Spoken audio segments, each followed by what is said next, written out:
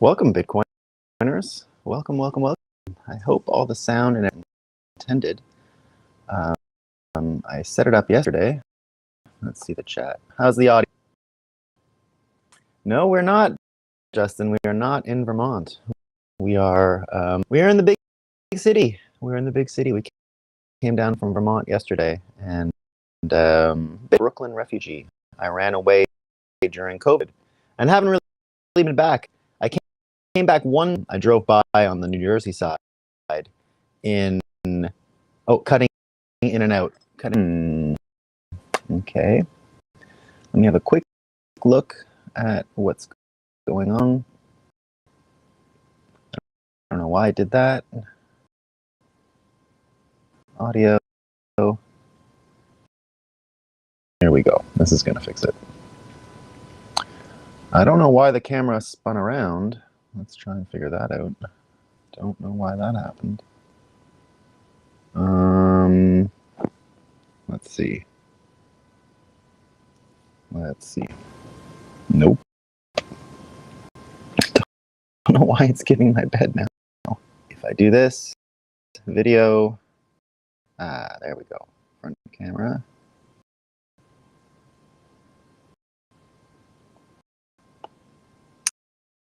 You know, I said, and these things just don't work. Choppy. How's it now? How's it changed everything? And for some reason, one of my cameras is not even coming anymore.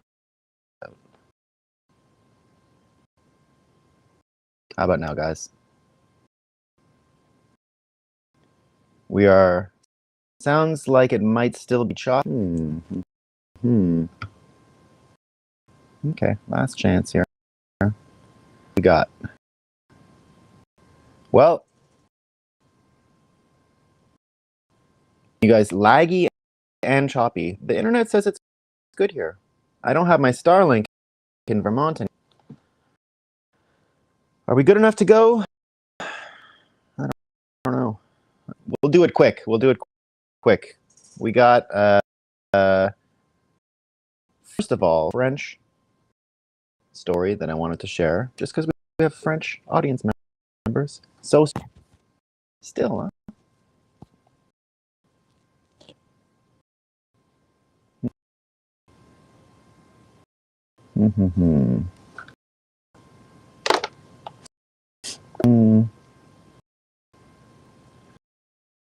We are engaging in the greatest content ever created here. Ever created. We love it. Sun is up and Bitcoin's running, so we can have our coffee. I had to have Starbucks today. I love Starbucks. Can't get anything right there, by the way. They're just not equipped to get things right. It's not on my phone, no. It's on, I got an iPad. Yes, what's the difference, right? But it is an iPad Pro, M1 chip businesses, so it should be fine. I mean, so fast to this hotel. So that shouldn't be it.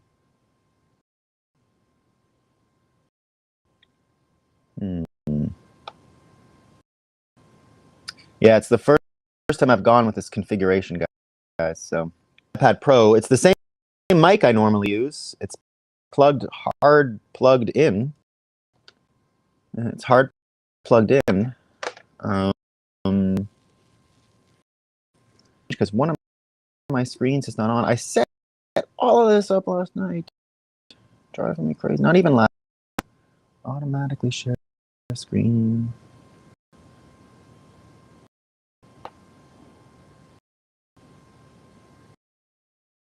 I'll try the iPad. Is this any better?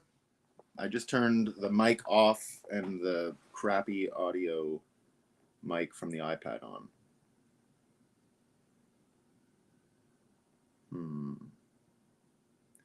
That sounds sucky. Okay, well, we don't even have a whiteboard. We'll go real quick.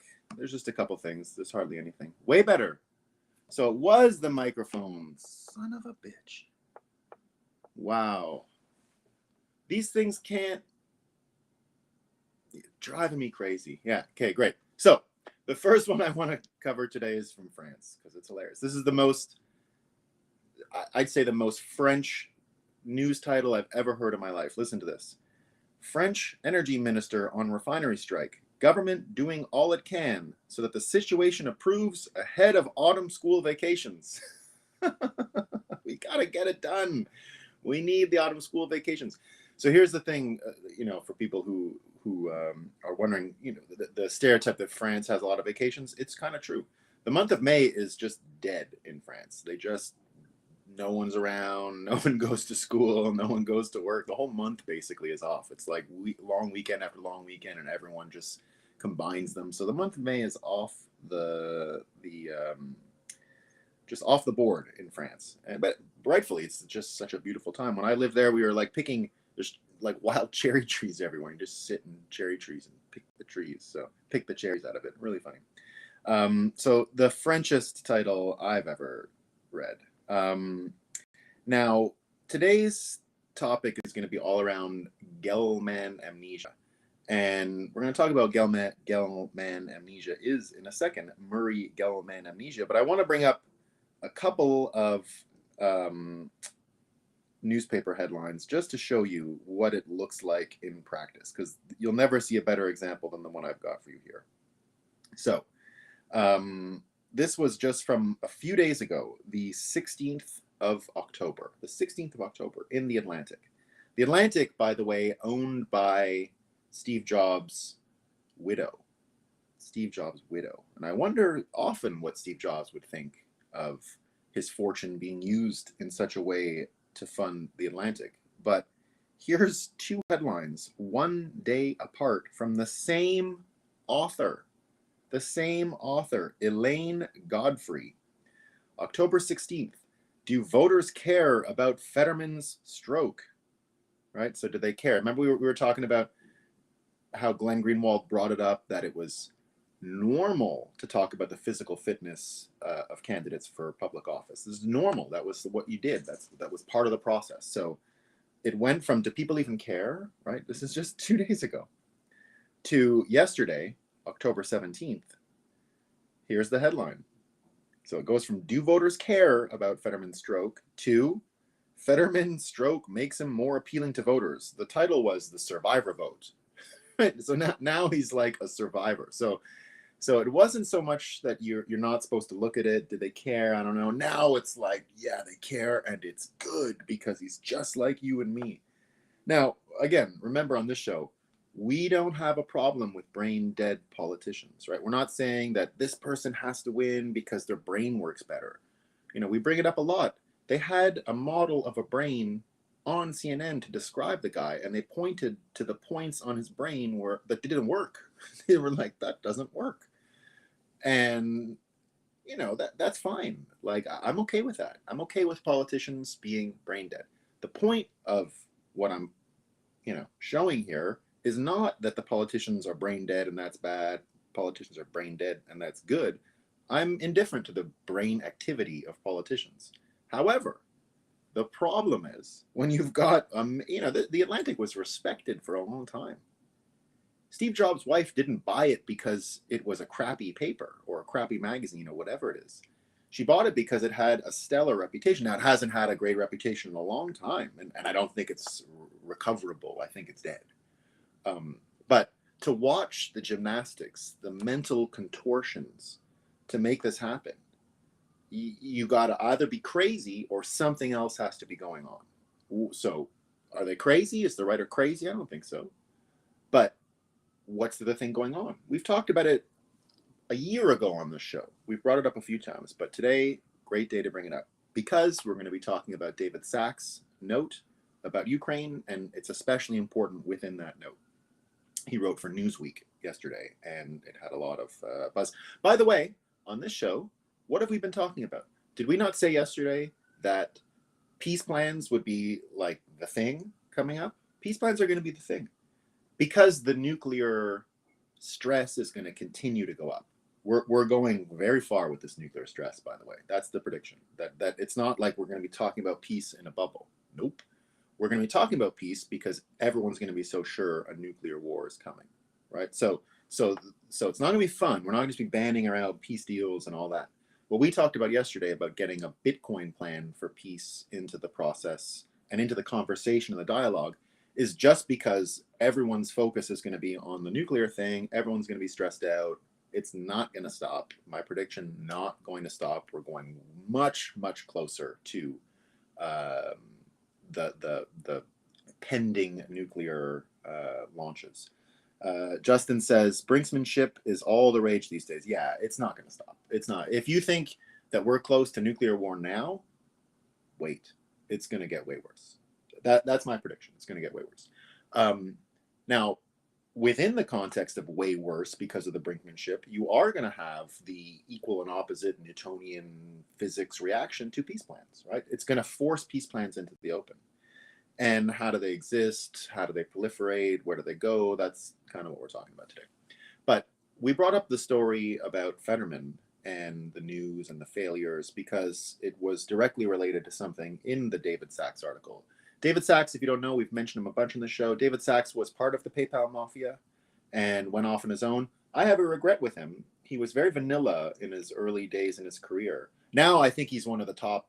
Before the note in Newsweek, he became, in my mind, when he stopped, I guess, self-censoring and speaking his mind, he went up, like so much in my estimation, and not that matters, but there was a time when he was trying to get booked for shows at CoinDesk and Consensus, and he just sounded like a VC, and I was like, I don't know, I got a lot of those guys, I don't really need to find more stage time for more VCs and all this stuff. But he was kind of apolitical at the time. He wasn't really speaking his mind. He was trying to cultivate a VC persona, I guess you could say, and I guess he did pretty well with the VC. I don't know much about it. It was called Craft Ventures. It's called Craft Ventures. Anyway, it's one of my regrets. I did not understand just how awesome he was, and I was 100% wrong. And I regret not embracing his point of view much earlier. It was a total fault on my part. But so here he is, David Sachs, PayPal Mafia, went on his own, made a bunch of money, doing great. Beyond that is now adding his voice to all kinds of things in the world. Here's a really interesting context for the French folks in the conversation. I saw yesterday someone, when he wrote the letter, was even like, isn't that so American to watch an American person just wade into nuclear war and have an opinion? And I'm not sure where they were from in Europe, so I'm saying French, but it's kind of a European attitude to say, how do you Americans like just get off the couch, get up and say, I got this figured out? Well, that's America. Like that's how it works, right? That's how you build that Brooklyn Bridge that's right over there, right? I'm going to build a bridge over that thing. Well, not that easy, right? Not that easy. You got to be crazy to do it. You know how much stuff they invented when they built the Brooklyn Bridge, when they invented the Brooklyn Bridge? It used to be the highest building in the city, in the world, I think, for a while. I think it beat the pyramids or something. But even like diving technology, all the diving technology that we have, that all comes from there. Caissons, the things they would use to sink, to dig underground, like an air pocket, that comes from the Brooklyn Bridge. That was all invented there. And, very, very amazing thing. And so David Sachs writes this yesterday, and it is funny that an American would just wade in with no experience in nuclear war or anything, right? But his solution might be good. But the things he brought up were really around Murray Gell-Mann amnesia, and that's what we're going to talk about today. Before we talk about his letter, Murray Gell-Mann amnesia. So, what is Murray Gell-Mann amnesia? Gell-Mann amnesia coined by Michael Crichton, who I believe the world lost one of the most important minds ever when he died in 2008 or 2009. I had become a great student of his before he died, and his death was a big surprise to me because at the time I was an intense Michael Crichton student. I was reading everything, following all of his interviews, everything. And he was one of the first people to call out the media. He was one of the for not doing their job. I mean, 40 years ago, right? 40 years ago. Michael Crichton made he made Jurassic Park. If you didn't know him, he wrote a lot of those great science fiction stories, Westworld, all Michael Crichton. But actually, Michael Crichton was a medical doctor, about 6'9" or 6'10", Harvard trained, elite. Did a little bit of time in a medical office or in a hospital, and which is where he got the idea for his actual moneymaker. So his moneymaker is not Jurassic Park. They made a lot of money off Jurassic Park and all these other things. His number one moneymaker in life was when he invented and directed and wrote one episode of, but owned, ER, the show ER in America, where George Clooney comes from and a few other actors. It was, the biggest show in the 1990s in America, between Seinfeld and Friends and a couple others, but they all aired at the same time. If you were from America at the time, they were all on Thursday night, and it was called Must See TV, and literally the whole country would watch it, and everyone would talk about it in the morning, what happened. And I wasn't a big fan of ER, but it was a huge show and syndication, and it made him a fortune. So, he was a polymath. He was good at everything. He was friends with every president in his lifetime, and was just an all-around great guy. He has a great article that I always recommend to people. He wrote it in Playboy magazine when Playboy magazine still did this stuff in the 90s, called Aliens Cause Global Warming, and you got to read it because it's one of the greatest articles you'll ever hear about. His secondhand smoking stuff. He goes right back into the smoking business and where all that came from, and really lights Carl Sagan on fire in this article, talking about the formula that Carl Sagan came up with to determine whether or not there's alien life, and he just smashes it. So not a Carl Sagan fan, by the way. So Gell-Mann amnesia is just this. This is what Gell-Mann amnesia is, and he coined it. Gell-Mann amnesia is when you are an expert in a subject and you either hear a podcast about it or read a newspaper article about it or whatever, but you're an expert and you read it. You're in the newspaper and you're, let's say, a Bitcoiner. It's very easy for Bitcoiners to understand Murray Gell-Mann. Read any mainstream media article about Bitcoin, anyone. If you're a Bitcoiner that follows real Bitcoiners and all that, read literally any article about Bitcoin in mainstream media. And what's your feeling going to be? It's going to be like, this is dumb. They don't know what they're talking about. I mean, I can point out 1,000 mistakes. That doesn't make sense. That doesn't make sense. All of it doesn't make sense, right? So Murray Gell-Mann amnesia is this.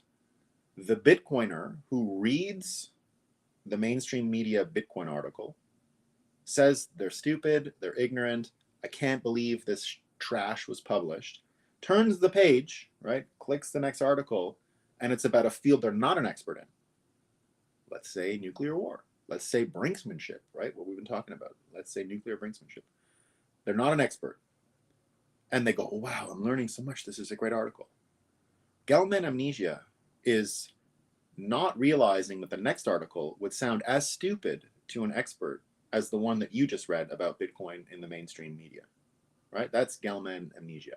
And he called it Gell-Mann amnesia for no other reason than he knew a physicist who won a Nobel Prize, Murray Gell-Mann, and he figured if he named it after the physicist who was the one who sort of keyed him into this. Gell-Mann was reading an article about physics saying they're so stupid, and then I guess said to Michael Crichton, but did you read the article about, whatever it was in the 80s, the bond vigilantes, right? Oh, wow, what's going on here? So Michael Crichton said, I'm going to name it after this Nobel Prize winning physicist, even though it has nothing to do with him. It's just going to give credibility to the idea. It's a great brander, right? So that's what it was. Murray Gell-Mann has nothing to do with Murray Gell-Mann, the Nobel Prize winning physicist. Nothing to do with it. It just points out that Michael Crichton saw him criticizing a mainstream media article on his expertise, and then taking the next article not in his expertise seriously, without imagining that another person who was an expert on that would have thought the same thing about that stupid article, right? And then maybe read the article about physics or Bitcoin and said, wow, they know what they're talking about Bitcoin, right? Of course, it makes no sense. So that is Gell-Mann amnesia, and we're all susceptible to it. It's not something that you can even hear about and then you're naturally defended against it, right? It has to do with group psychology, which we talk about a lot on this show, and it has to do with just the way we process information. Now, you can defend yourself in the sense that you can know what's happening, But nevertheless, if you're not an expert, it's easier to sway people or not confident in a subject. Expert is sort of a bad word these days, but if you're not confident in a subject, it becomes easy to spin you and easy to modify your opinions. So that's kind of what's going on. So what happened yesterday is David Sachs wrote an article for Newsweek, right? So David Sachs wrote an article for Newsweek. And he points out that neocons and the left, the woke left, are joining hands and leading us to World War III. And what he goes on to do is point out the history of how neocons and the woke left have come together, right? And he shows, he doesn't say the words Murray Gell-Mann amnesia, but it's the only way. It's the only way for this thing to have happened, right? So he points out in the Newsweek article that just over a decade ago, President Obama, Clinton, the Democrat primary, everything was, and all the energy and attention that went around the 2008 election was about opposition to the Iraq War. At the time, the left despised the neocon hawks, right? They pushed the Bush-Cheney administration as a disaster for America, which most people can agree with, right? I don't think anyone thinks it was good. So they supported Obama and his policy towards Ukraine when he refused to escalate with Russia over Crimea. So that was just back in 2014. We talked about that a lot, right? They refused to go further with them. They pointed out that it was a big, big problem. And that at the time, Obama pointed out that America has no vital security interests in Ukraine, but Russia does, right? It's a pretty normal thing. As a result, Russia would always be able to maintain escalatory dominance, is what Obama said at the time. That was the doctrine. It was escalatory dominance. But since neocons largely walked out of the Republic, that's what we talk about on this show, about why some people really appreciate what Trump did. The candidate, not the president, candidate Trump in 2015, 2016 destroyed the Republican Party, and people love him for it, right? Love him for that. A lot of people will never understand if they weren't part of that when sort of Democrats and left weren't really paying attention to Trump, when he was really fighting against the woke, the neocon folks, fighting against the Bush Cheneys, fighting against all those guys and wiping them out with one punch. I mean, the knockout punch of Jeb Bush with low energy Jeb, it was obvious as it happened. It was, and he was done, right? That was a great thing for people who wanted to see that happen, who were sick of the prim and proper idea of a conservative who, doesn't get their hands dirty and is so morally virtuous and can see everything and big picture, bring export democracy and all things that aren't really human applicable, right? Just bright ideas. So, what does Justin say? The solution is to be skeptical of everything all the time. Yeah, it is to be skeptical of everything all the time. I think that is the solution. Yeah, you have to be, of this show, like we're doing our best here, right? We're showing our work. That's what this show is all about. We show our work, and we're moving it from facts to psychology, which I think is a little more stable ground these days when you're talking about the news, because it is all psychological spin and it's all groupthink and gangs being pushed and motivated against each other. So that's why we term everything in terms of psychology. We're not saying necessarily we know this or we know that and that's a fact and that isn't a fact and we're right. We're not arguing the facts on this show, right? We're giving you context and showing what kind of psychological conditions surround news stories. And in general, that's why we like Bitcoin on this show. Bitcoin psychologically brings a lot of clarity to almost any issue. Financial engineering, is it so complicated? No, not when you're into Bitcoin, right? Do we have any struggles in Bitcoin understanding what's going on with these ETH heads and the MEV stuff? I mean, I've been following ETH since it was invented. I was there. I read the yellow paper like direct off the press. And I don't understand what's going on with this MEV stuff. I try. I read things. I keep up. I understand enough to know it's a big, big problem, right? And I know enough to understand that what Vitalik said yesterday, that, case by case, it's fine. Probably not what he would have said a couple of years ago. I don't have social amnesia about that. That sounds like cognitive dissonance to me. That sounds like explaining away a fatal flaw in a system, but I could be wrong, right? I could be wrong. I could be wrong. That's what I see, but I could be wrong. Nevertheless, um, what we see with this melding of neocons and the woke left is the result of social amnesia. Gell-Mann amnesia is also easy to understand if you rename it social amnesia, right? Because it is the psychological space of being in groups that allow it to perpetuate and happen in the first place. So here's the way he describes it, right? The left has now joined with neocons to oppose Obama's restrained foreign policy in Ukraine. This shift is disorienting, but on a purely tactical level, it makes a certain amount of sense. Neocons invented the cancellation game before there was even a Twitter board on which to play it. True, true, true, true. Neocons arrogantly dismiss the other side's point of view as argued in bad faith and not worth considering, and label anyone who dares question this cause a heretic or traitor. True. True, true, true. David Frum, who I know, I've known David Frum for years. I met him before all this nonsense. His sister is a senator in Canada who I know really well, and I've met David in the office and have always had a problem with what he was going on about. Always, always, always. Right? This guy was always as out of touch and holier than thou as he is today. Right? This is the guy who is, by all accounts now, fighting against peace like he did, years ago. Warping the debate in this way allows delusional and contradictory thinking to go unchallenged, right? And that's what the social amnesia thing is, why it's such a problem. Look at the Fetterman piece, right? Look at the Fetterman piece. One day it's normal to question someone's health, then it's, do people even care? And now it's a good thing. How many times do we bring up these clown world stories here about inflation? There was one just 2 days ago. What was it? I had one here saved. It was, another one of these, like, recessions are good for you. Inflation is good for you. Only social amnesia, only preying on social amnesia can create these kinds of circumstances. There's no other way to do it, right? You can't, there's only one way to get two contradictory thoughts to stick in someone's head and live together.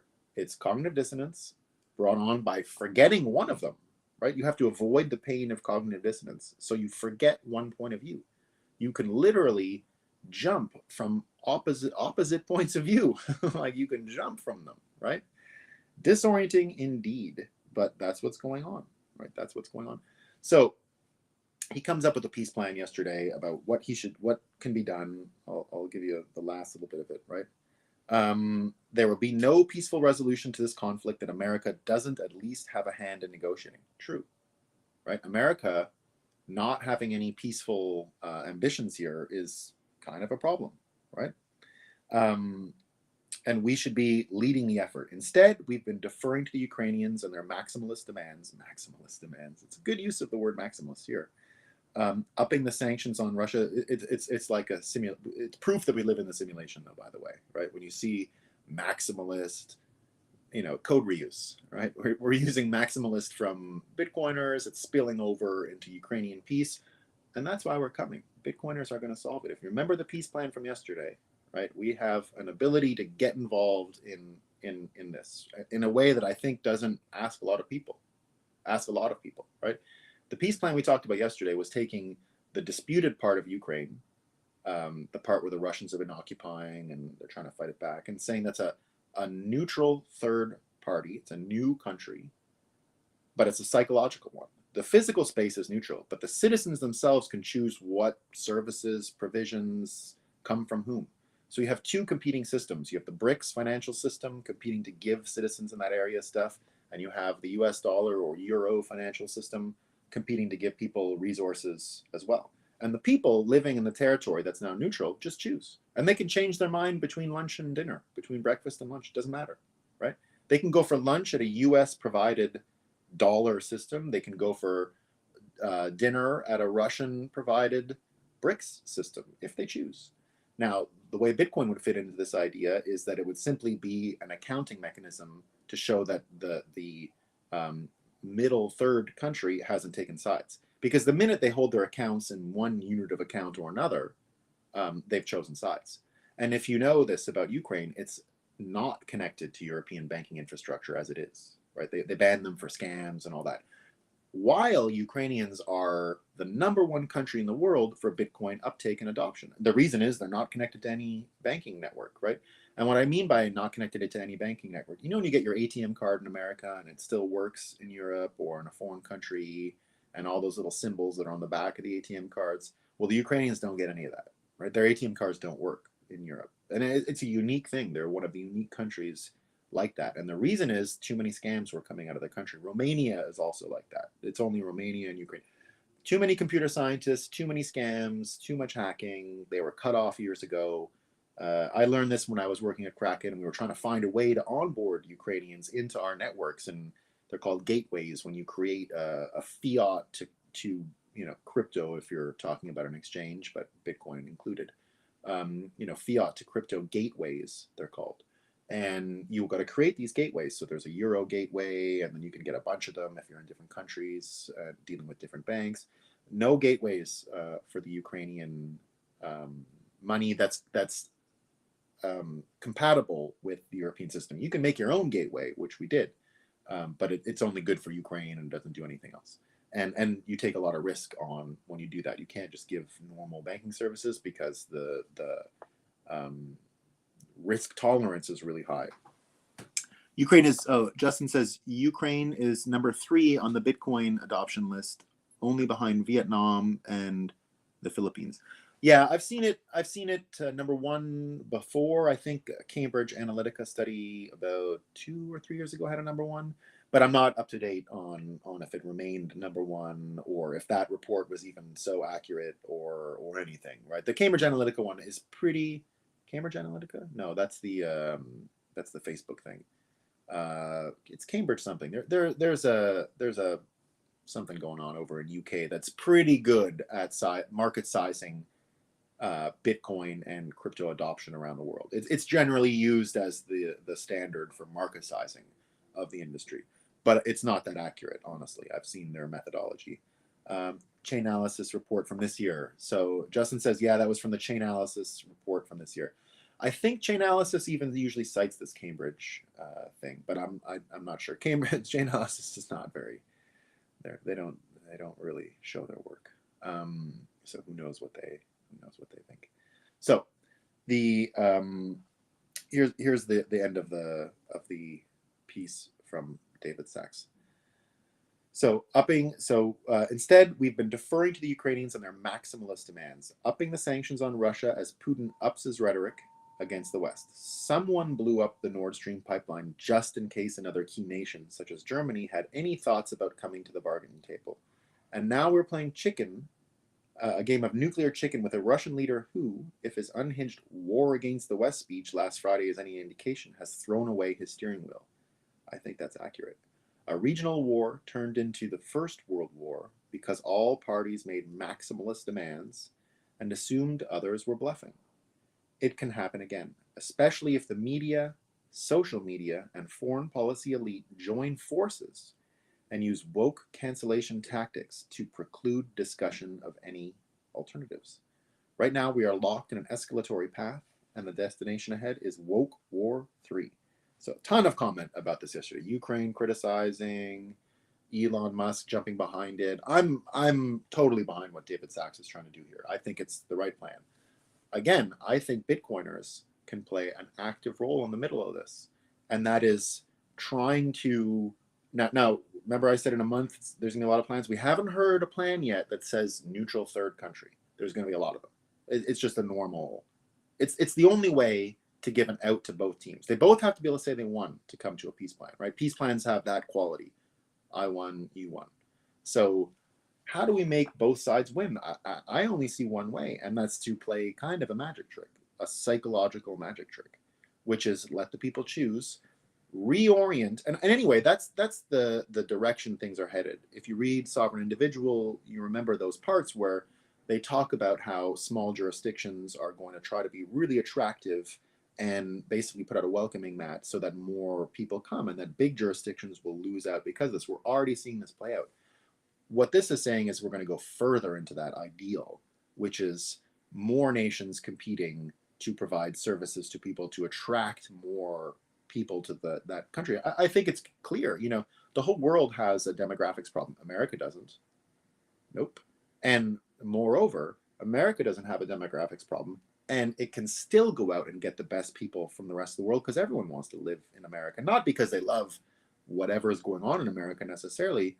It's still the land of opportunity, whether we're under a military woke dictatorship or whatever terrible future could come. Right? There's still this will for people to come here because our demographics are good. You can make it, right? You can make it. The American dream still exists, right? It's harder and harder to have it in the middle class world and all that stuff. But to come here with an idea and change the world is still a battle plan that people have all over the globe. You never hear it going away. No one's going to China to make their fortune. It's not happening now or in any foreseeable future. And certainly no one is going to Ukraine, and very few in Europe, I'll be honest, right? It's not exactly a place where people go to make it. So, so what we see is America already being so attractive, sucking all the best people out of other countries. And with the demographic troubles of the rest of the world, China, basically all Far East Asia, all of Europe, all of these places with demographic troubles are going to continue to lose people now when they're more valuable each individually than ever before. And now that we're in that position that these people are valuable, right, you're going to see a lot of competition to attract them and bring them there. So the idea is just get ahead of that and make the American system and the Russian system compete to get people to psychologically identify with other system, and that is simply by being the best and competing to give people energy, food, a clear way to imagine the future. That's why we make predictions on this show. That's why we love Bitcoin. Bitcoin unlocks the ability to picture a better future. And once you can picture a better future, you can make proper decisions in real time to get there. And that's why I Bitcoin, right? It's always helped me picture a beautiful future, and the conditions to get there day at a time, one day at a time, become easier and easier if you put Bitcoin as your filter in life and account with Bitcoin and count in Bitcoin and measure in Bitcoin. And so that's what we would do in Ukraine. If there is a third country that comes out of this that is neutral, and there is competition between Russian service providers, systemic financial systemic providers, the same as the American side, then using Bitcoin as an accounting tool in the middle so that people can measure which side is more efficient at giving stuff, right? It's just a reference. Just a reference. We're not asking anyone to hold Bitcoin. We're not telling anyone to hold Bitcoin. No one is forced in any condition here. We're just going to use it as an accounting tool to make relative judgments between a hypothetical competition between Russian financial and service providers and American, Ukrainian financial and service providers. And that would allow us to know, allow the citizens of Ukraine to know which is the better choice, right? Which one, in this instance, lunch or dinner, we should go with. So that is today's story. Oh, let's talk about Ye real quick too. Ye. So he did another interview yesterday or last night with Chris Cuomo. Chris Cuomo. And Chris Cuomo, who you remember was on CNN, and his brother was the governor of New York during the pandemic, but he got into some trouble with some Me Too stuff, so he's gone. And Chris got fired because I guess Chris protected or talked with his brother about stuff, which I never really got why you would fire Chris Cuomo for that, because like it's his brother, right? Like, did you expect brothers wouldn't talk? I mean, we saw them on, they used to do a skit during COVID where the governor of New York and his brother journalist would come on and they would kind of tease each other. It was like the only decent thing CNN did during COVID. I don't watch CNN. But you catch clips, and it didn't. People got freaked out, brother. You know, interviewing each other. I didn't have a problem with it. Now he's got his own thing. Kanye called him last night because he got fired from CNN. He got his own thing now. Kanye called him last night, and they had a pretty good talk. He pushed him on the Jewish piece from the Drink Champs interview. Now, the Jewish piece on the Drink Champs interview, you know, it's uncomfortable. It's difficult to listen to, right? It is difficult to listen to. And Chris Cuomo pushing Kanye on it, I think was healthy. But let's go back and just remember what Kanye said in the first place in the interview, right? He wasn't there saying, now it's bigoted or whatever you want to call it, right? It is. It's one thing to criticize a group of people, but that's not exactly what I heard. I heard him praising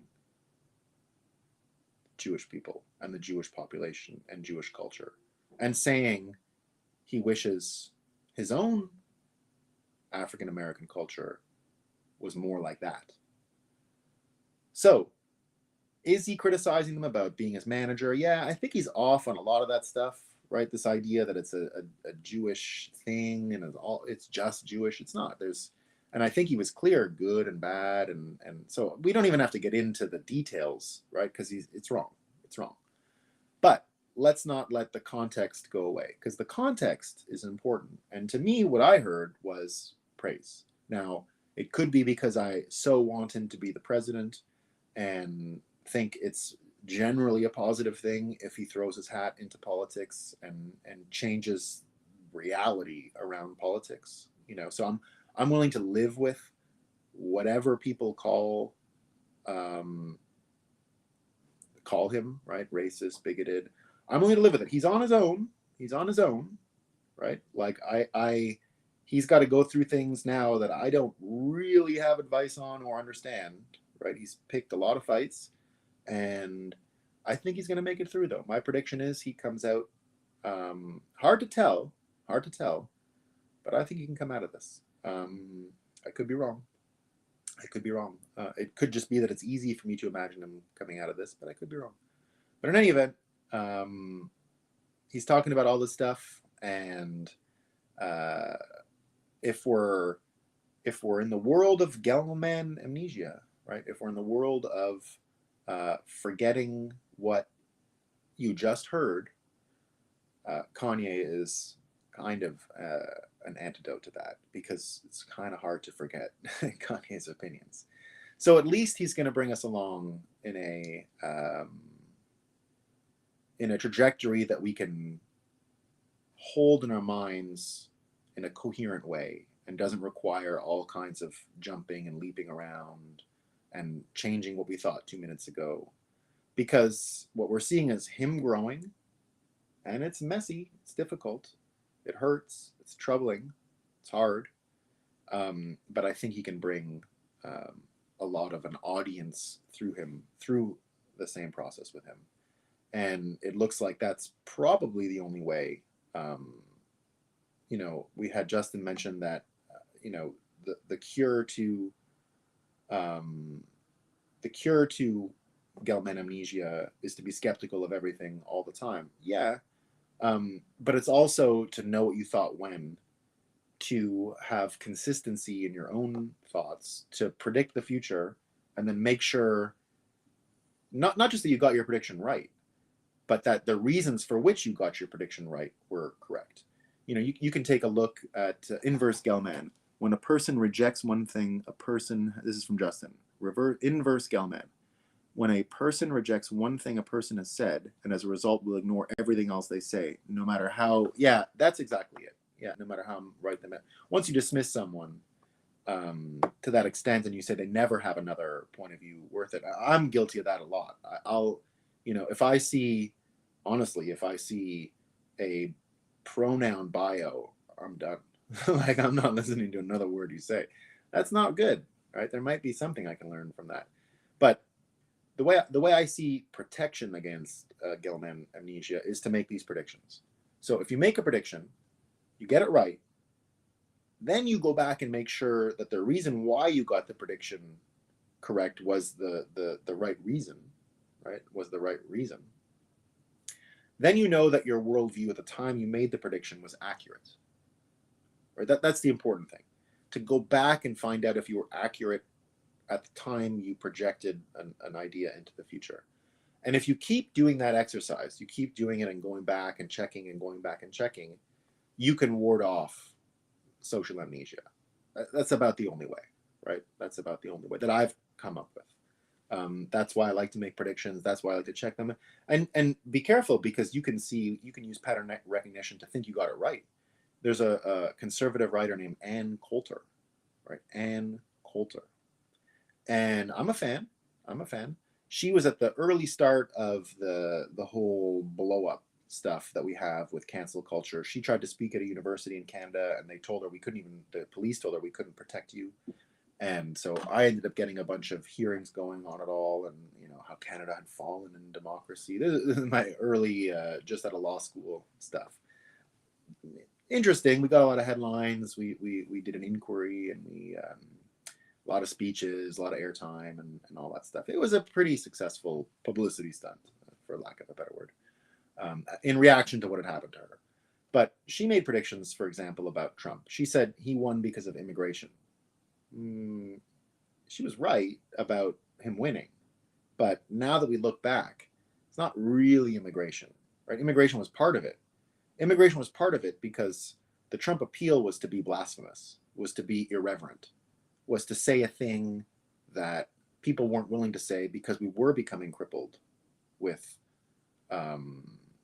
self-censorship, right? We were becoming crippled with self-censorship. So when she said, oh, he's the only one speaking about immigration, candidate Trump, and that's why he's going to win, and then he won, she's still going on every day saying, oh, he can't win because he didn't build the wall, and he's done, and immigration stuff, he abandoned it, and all that, and that's why he's not good anymore, and all those things. Well, he didn't get elected in the first place because of immigration, right? The wall thing it worked because it rhymed. It was funny, right? And Mexico's going to pay for it. That was funny. It was a comedy bit. It was a routine. He got elected because of the irreverence, because he was a third-party candidate who was willing to do and say and break and destroy and smash all of these psychological prisons, all the social amnesia, all the things that people agreed with and then changed their mind on, right? He got rid of all of that. And that's why he won. He had nothing to do with immigration, right? It was just one bit of a comedy stand-up routine, and it was good for a little while, but he can't go back on the road and say, Mexico will build it, right? Things in Mexico are changing real quick. I predict, here's a prediction, everyone. Here's a prediction. Once this Ukraine thing once America's out, the whole war machine is turning to Mexico. America's going to attack Mexico. I'm telling you, America's going to attack Mexico. The cartels. They're going to attack the cartels. They're not going to attack the people or anything, but they might even occupy Mexico in the next 5 years. 5 years, within 5 years, the United States will likely occupy Mexico because of the drugs. So there won't be a wall. There'll be something else altogether. But that's what I see coming. All right. What do we got? All right. We went a little long, even without a board. There'll be a board tomorrow. I was supposed to get a board today or last night, and they were sold out at the CVS when I got in. So there'll be a board tomorrow. Did I miss any news stories? Do I have everything?